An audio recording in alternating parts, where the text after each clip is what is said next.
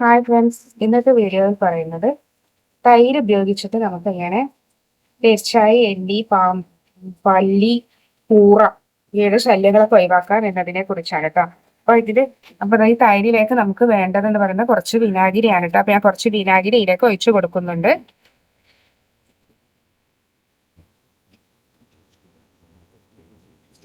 കുറച്ച് വിനാഗിരിയാണ് ഒഴിച്ചു കൊടുക്കുന്നുണ്ട്. ഇനി നമുക്ക് അതിലേക്ക് വേണ്ടതെന്ന് പറയുന്നത് പാറ്റഗുളിക ആണ് കേട്ടോ. അപ്പൊ പാറ്റഗുളിക കയ്യിലുണ്ടവർ പാറ്റഗുളിക ഇതിലേക്ക് പൊടിച്ചിടാം. എല്ലാത്തവരും നമുക്ക് ഇതുപോലെ പനിയുടെ ഗുളികയോ അല്ലെങ്കിൽ ആന്റിബയോട്ടിക്കോ ഏതെങ്കിലും ഒക്കെ ഉണ്ടെങ്കിൽ അതൊന്ന് പൊടിച്ചിട്ട് കൊടുക്കുക കേട്ടോ. അപ്പൊ കട്ടിത്തൈര് ഉണ്ടെങ്കിൽ അതാണ് നല്ലത്. കട്ടിത്തൈരാണിത്. അപ്പോൾ അതുപോലെ ഇപ്പൊ നമ്മുടെ വീട്ടിൽ വരുന്ന ശല്യക്കാരനായ നമ്മുടെ പല്ലി, കൂറ, വേലി ഇവയൊക്കെ ഇതുകൊണ്ട് നമുക്ക് തുരുത്താൻ പറ്റും കേട്ടോ.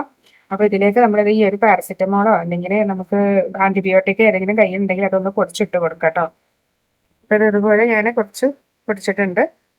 ഇതിലേക്ക് ഇട്ട് കൊടുക്കുക. ബാക്കി അതൊന്ന് നന്നായി ഒന്ന് അലിഞ്ഞു ചേർന്നോളൂ കേട്ടോ.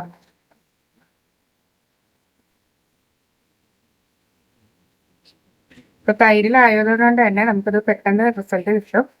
കട്ടി തൈരായതുകൊണ്ട് തന്നെ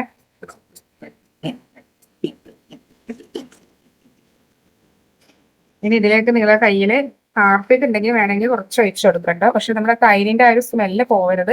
ഒരു തുള്ളി ഒഴിച്ചെടുത്താലും മതി. അല്ലെങ്കിൽ ഡെറ്റോൾ ഉണ്ടെങ്കിൽ അതായാലും മതി കേട്ടോ.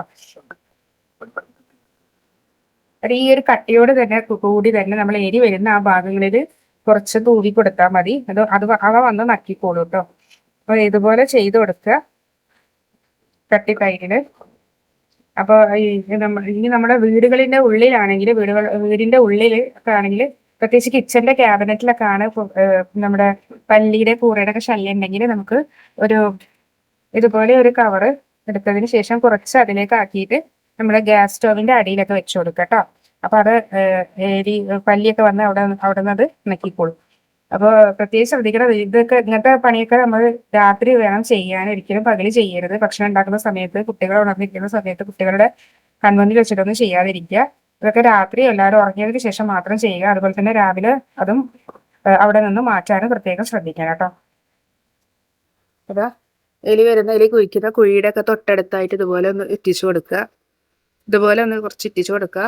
അപ്പൊ അവ ഒന്ന് നക്കി കുടിച്ചോളും. അപ്പൊ അതിന്റെ ഫലമായിട്ട് നമുക്ക് അവിടെ നിന്ന് രക്ഷപ്പെട്ടോളും. അതുപോലെ തന്നെ ഗ്യാസ് അടുപ്പിന്റെ അടിയിലൊക്കെ വെച്ചു കൊടുക്കുക. ഇതൊക്കെ പെട്ടെന്ന് ഫലം തരുന്നതാണ്.